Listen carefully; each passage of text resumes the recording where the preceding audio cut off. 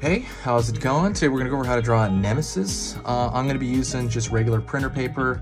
I'm gonna use a few of these microns and a couple of these Faber-Castells. I'm gonna kind of intro them as I bring them in, but for the first layer, we're gonna go over just in pencil, just a typical regular pencil, and that's pretty much it. It's gonna be really simple, really easy. I'm gonna go over in 2 layers, so let's just get right into it.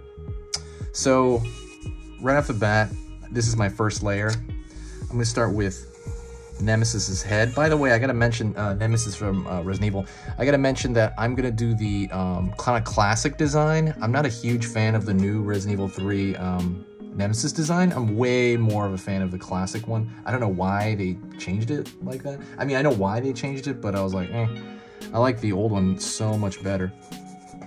And so that's what I'm going to do, and I'm going to talk about the differences as I'm going into this. So first thing I do is I'm going to circle right here. I'm drawing pretty bluntly, right? Because I know I'm going to put another piece of paper over this. I'm going to go to the center line here. Actually, I might draw a little bit bigger, to be honest. All right. I'm going to go down here to the chin. I'm going to have his head angled a little bit upward, and I'm going to connect the bottom of the chin over here, this shape, and I'm going to connect this to the back of his neck, of his head. So the back of his head, sweeping line there.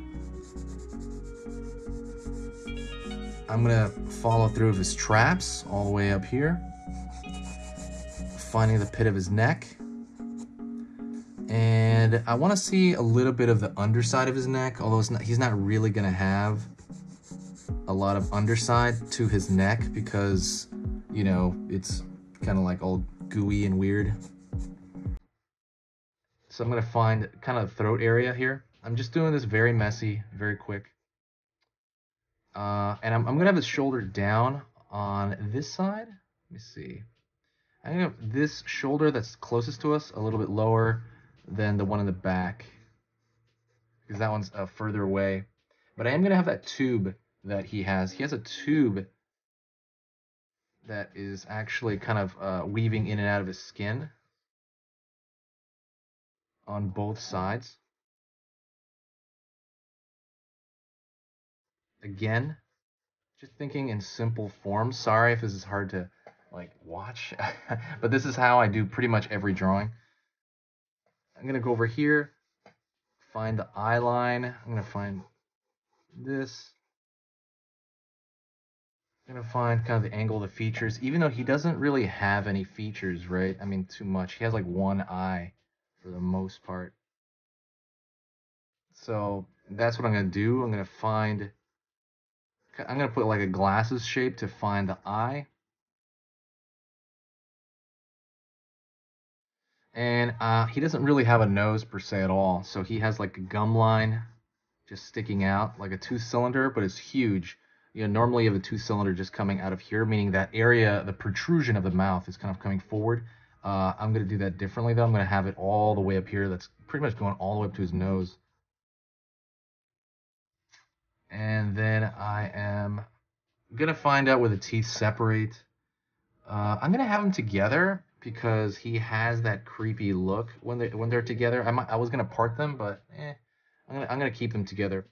I'm gonna draw a line here to kind of find where the teeth are gonna separate from the gums. Find the cheekbone area, side of the temple. This eyeball over here is gonna have like a stitching, so it's gonna be kind of different from kind of the model there. And I don't want to, he has a lumpy face, but I don't want to make it too lumpy. I still want to throw my own little artistic flair in there, just a bit, even though we are just kind of doing like essentially, you know, fan art. And let me think. I think this might be good enough to start. I mean, he doesn't have an ear.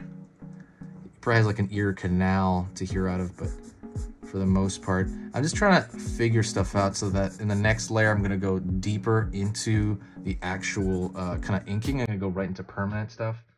I'm gonna throw in some lines down here.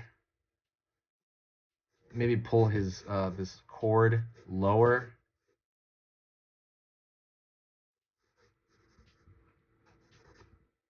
Maybe pull this chord over here a little bit lower as well. I think it's kind of too much in the way. I'm gonna vignette it over here. And I think that honestly the face, the entire head might be a little too big, because what I want to do is I want to make the head a little bit smaller to make him look more brooding. And it's pretty good, I think.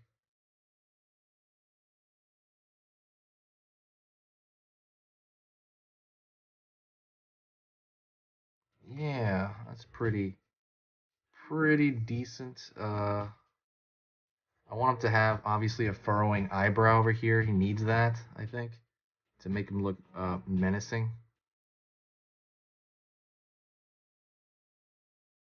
Yeah, okay. I'm pretty good on him now. So what I'm gonna do is I'm gonna take this paper, which is regular printing paper. I want to remind you that regular printing paper. Actually, let me do this for the stitches or whatever. Is regular printing paper, but what I'm gonna do is I'm gonna slide it underneath another completely regular paper, and you can see through it. If you drew dark enough, you can see through it barely. And so what I'm going to do is I'm going to go into like kind of permanent line art using this Micron 08. Bigma Micron. Let me see if this thing works. Yeah. And so I'm going to go in there and I'm just going to look carefully. And I am going to see where I'm going to try to figure out where I'm going to start. I think I'm going to start over here first at the kind of brow, the furrowed brow and the eye on this side. I can kind of see through it. I don't know if you can see it on camera, but you can just barely see through the paper, and it gives it a good effect.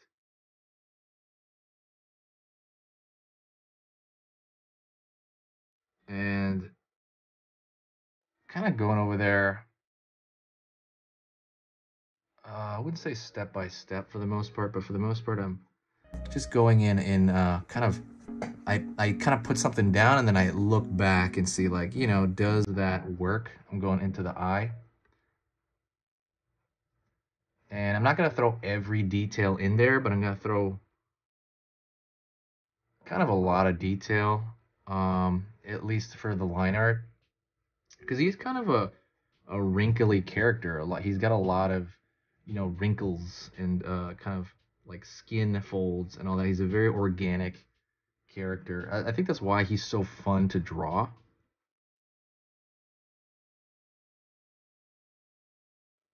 He just has like a lot of cool folds and stuff like that to draw. Things of his like stitching and so on. And it's kind of, sometimes I gotta look a little bit harder of like, okay, like what's underneath that? What's underneath that? Going over here.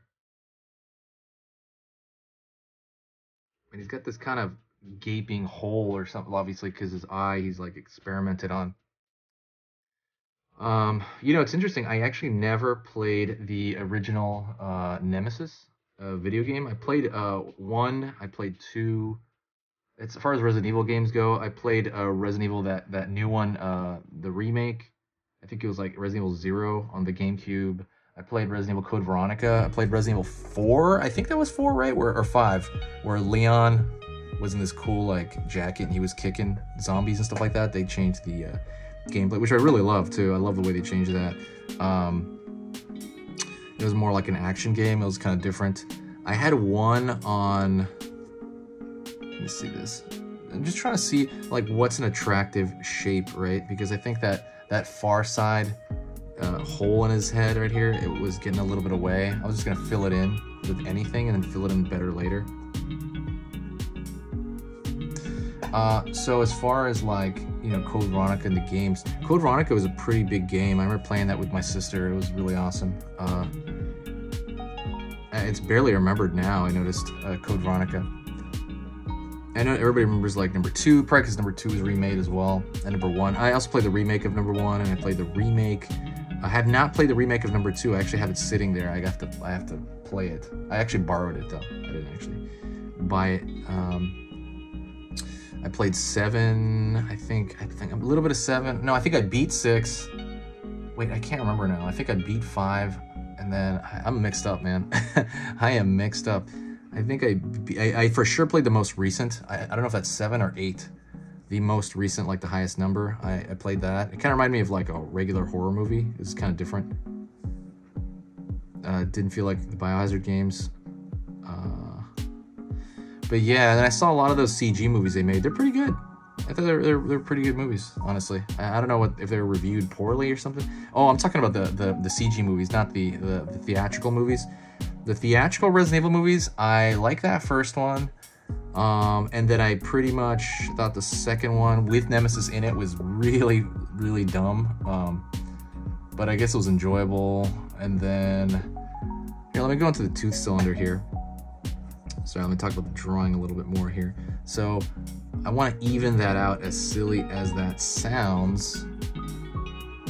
I want to make sure that it makes sense spatially, right? Because he's looking that direction. I really want to make sure that this all makes some form of sense as far as spatial relations. I want to make sure it makes some sense. Because if it doesn't, that reflects badly on it, you know? Even though this is a made-up well, you know, somebody created this, right? This is a made-up, it's a fictional character, and you want to make it feel like it's real. And the way you do that is through, you know, he's still got a typical anatomy. You know, he still has the skull anatomy and so on.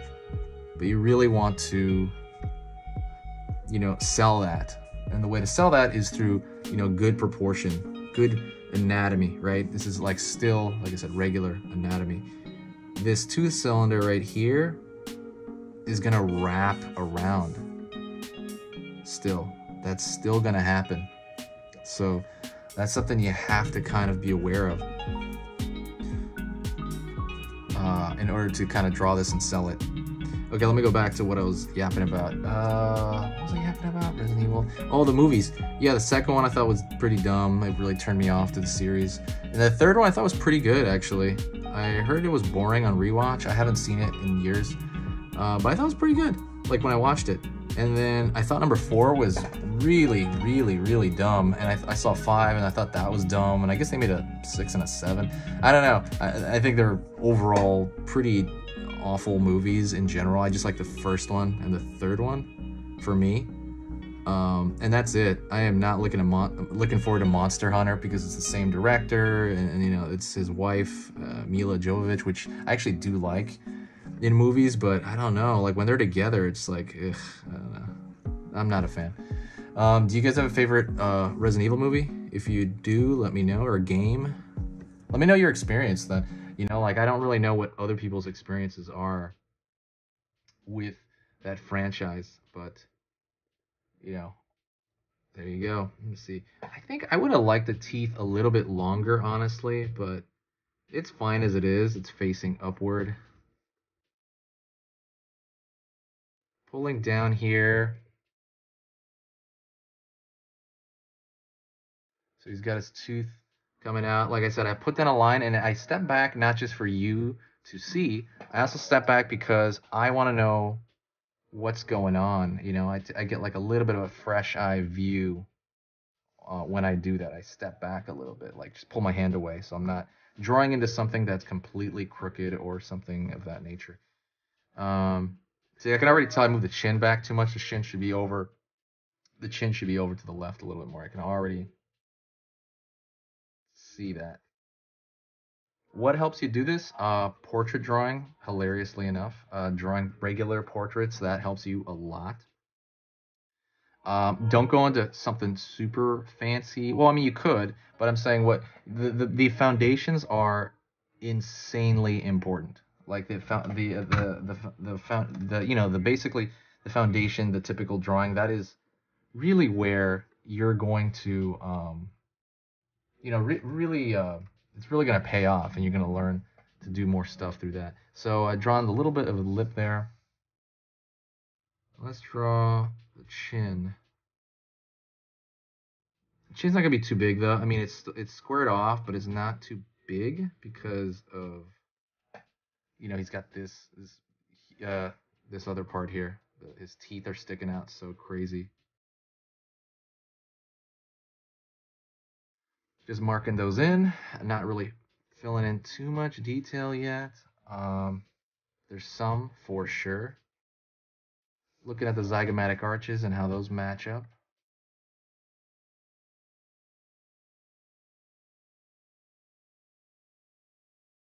Going over here.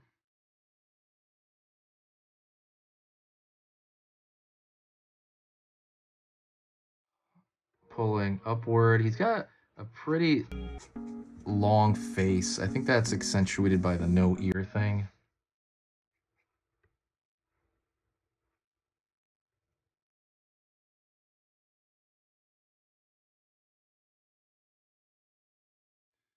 Going into the neck right here, as I was talking about before.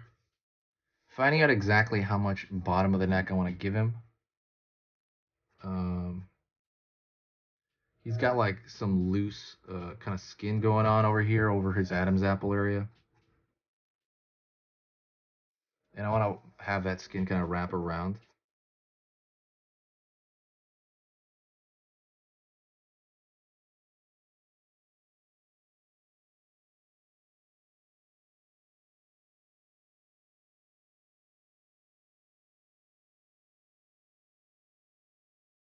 Pulling over here. Again, just finding those areas. Let me move back up to his head because I really want to nail the shape of his head before I move on. So we have the front temple right here. This is what I mean by going into like very typical drawing. Because I want to find the front temple here.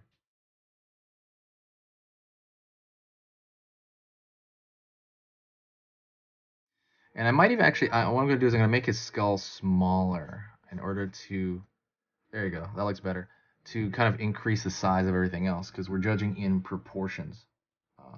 So that's kind of what I'm going to do there.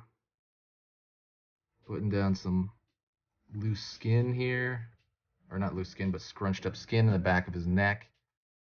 And that's going to roll into his trapezius muscle in the back. Goes from the back of the neck, like shoulder. It's very, very, very, very cool muscle, superhero style muscle. I want to pull, I think I'm going to pull down on this here. Yeah, I want that trapezius on the far side there. That tube wrapping around. It's going to go into the skin around here. Right now what I'm doing is I'm kind of like more or less mapping out where I want some of these crazier folds to go before I put it in there. So this is still, layer one, right?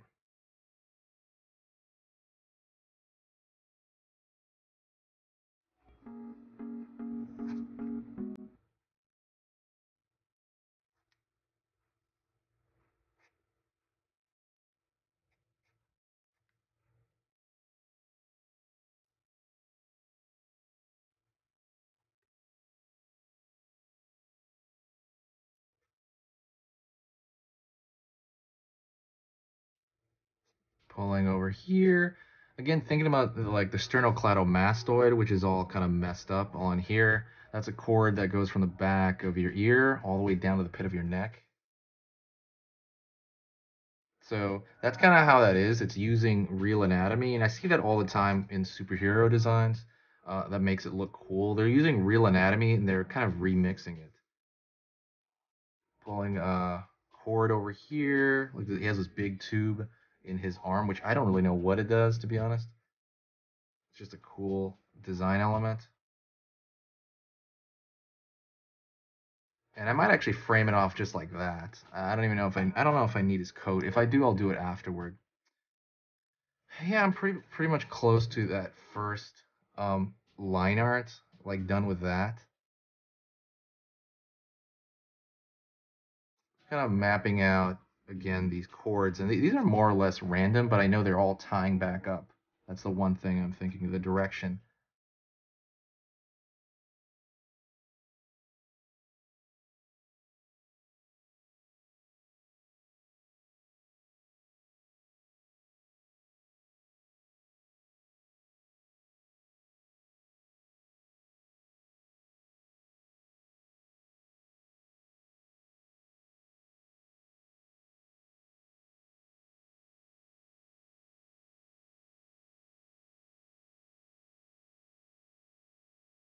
And right here, thinking about what's wrapping around these tubes. It's supposed to be like more skin, stuff like that. Oh, I remember what I was gonna say now. I remember I every single one of these games I played on a system with my sister, either watching or we trade back and forth. And I remember when she gave me this GameCube. I think it was like a Game Boy DS version. I can't remember what game that was of Resident Evil. I can't remember which Resident Evil, but I started playing it and I was like, that's weird. I can't play this. Why am I so freaked out? I just can't play it. And it's like, oh, because I've never played this game alone before. Like now when I'm on a handheld portable, I'm alone. And I was like, man, I just can't play this thing anymore. So I just had to stop playing it. I'm just too freaked out by horror games. Horror movies do not scare me at all, but horror games just freak me out playing them alone. I have to have like someone around me. It's so weird. I don't know why I'm like that. Like it's because you put yourself, you know, in the game, right? Technically, in your mind, you put yourself there. So, I mean, it does make sense, but it's very, very funny how I found that out about myself. All right, I'm gonna go back in here. He's got these like wild kind of crow's feet over here. And let me see, kind of gonna modify the skull shape a bit. But yeah, okay, so that's a decent first layer. So let's just look at this for now and look at that. See, that is our messy first layer that I knew was gonna go underneath, right? And this is that, okay? Now I'm gonna take that out. I don't need that anymore. And I'm gonna go and move on with this. Okay, now what I'm gonna do is I'm gonna go into like some of the dark areas before I get into more of the teeth and kind of that stuff. I'm gonna go over the dark area here. I'm grabbing this one right here. This is a Faber-Castell PITT artist pen. I use it a lot in, you know, my like for, you know, like usually like more cartoonier stuff. I use it, but I also use it to fill in large dark shapes. And I'm gonna be careful. I don't want to make this guy totally Swiss cheese, right? I don't want to make. I mean, he does have a lot of like you know, what you're doing is you're pushing the concave areas when you do stuff like this. But I want to push it sparingly, if anything, because I don't want to do that because there's no coming back from this. I want to be able to put it a few spots and then fix it up with a smaller pen.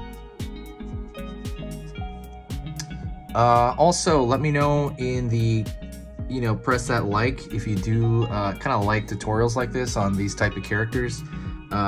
It's a little bit longer, but I know its characters are a little bit more complicated, and I think there is definitely, based on some of your really, really nice comments on the other videos, there's definitely an audience for this type of thing. So there's like two kinds of tutorials I noticed. There's some where you can literally just draw and people just watch you, and they learn through osmosis of watching you, of course, and that's a part of it. And there's also, you know, the shorter ones where you're teaching someone to draw, but it's relatively, you know, quick. And then there's ones like this where I'm trying to kind of verbalize what I'm talking about. And then I guess there's the really long ones, which I won't do for a while.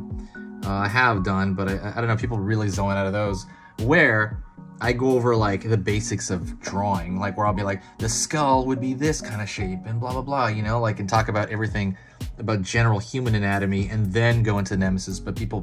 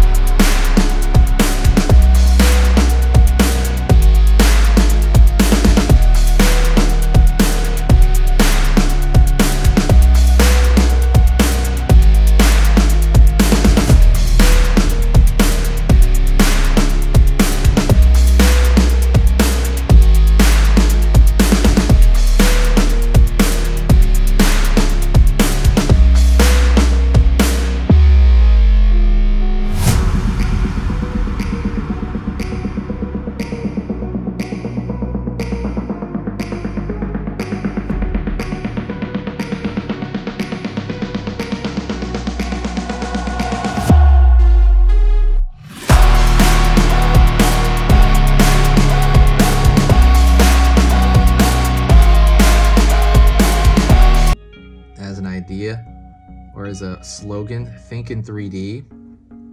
Because when you think in 3D, it just makes everything so much better. I know it takes a little bit more brain power to do that. You know, maybe like in terms of like you have to think a little bit more as far as drawing goes, because I know some people think drawing should be 100% therapeutic, and it absolutely can be. But if you're trying to draw something new and memorize something new, you're gonna have to push your mind a little bit. You know, doesn't have to be horrible. Don't, you know, it's pretty much fun, honestly. It's a cool challenge to kind of do that. So now what I'm doing is I'm going to the gum area. If you ever look at even your own gums, right? There's this kind of bumpiness to them, right? And especially when you're drawing like a, you know, a hyper crazy, you know, organic, I don't know, super zombie, I don't know what he is, super biohazard guy like Nemesis. You know, it's a good idea to kind of concentrate on those areas and try to make those organic areas look, you know, as cool as you can, right? So one thing as far as like these organic areas, try not to make the shapes too repetitive. They are going to be repetitive in a sense because they're, you know, you're following like the tooth cylinder and stuff, but try to change stuff up. Maybe like if there's two lines, like right here, if you look at some of this, you have this shape and you have that shape. I try to make one shape at least bigger than the other one, or you can make one shape a little fatter, you know, because if you...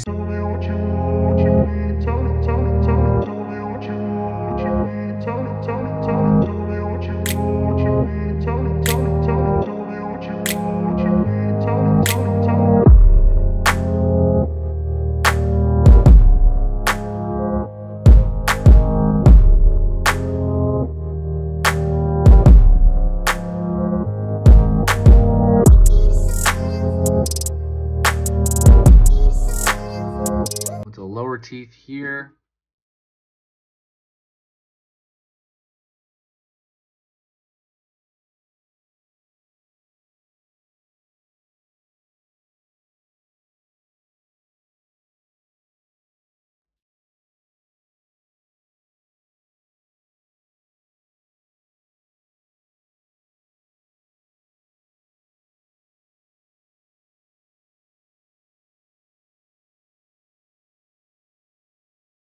Down here. Go into the bottom of the gums as well.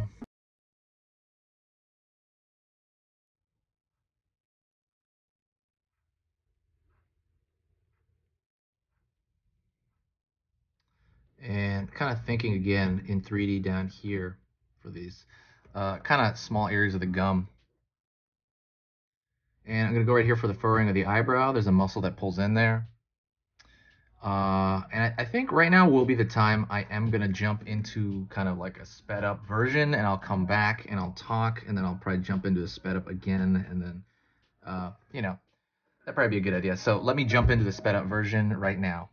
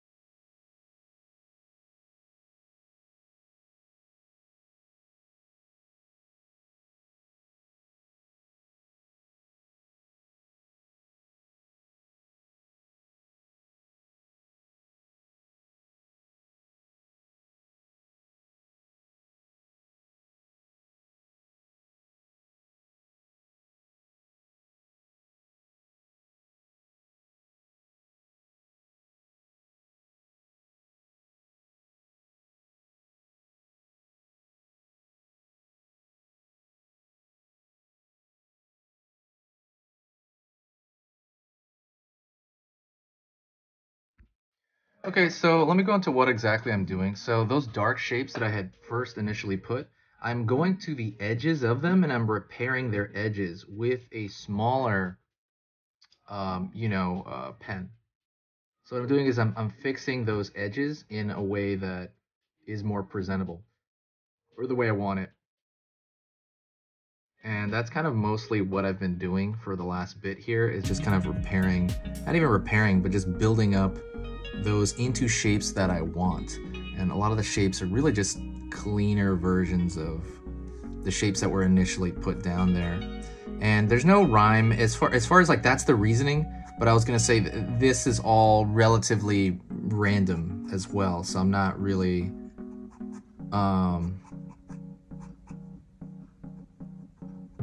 I'm not really doing anything too special here. I'm just kind of shaping stuff out. And because his neck is like this insane network of stuff, all I'm doing is remembering the direction, and occasionally I'm splitting some lines open here if it's like skin, right? And I'm trying to keep things a little bit varied up as far as like that. I don't make it totally the same thing, or because sometimes there's different chords pulling on different things. But that's kind of my main reasoning for this as far as what I'm doing right now. So that's kind of it. I'm gonna push into it more. I'm gonna show you a fast forwarded version, but that's pretty much it. I'm gonna fast forward kind of into my finish right now. So let me get going.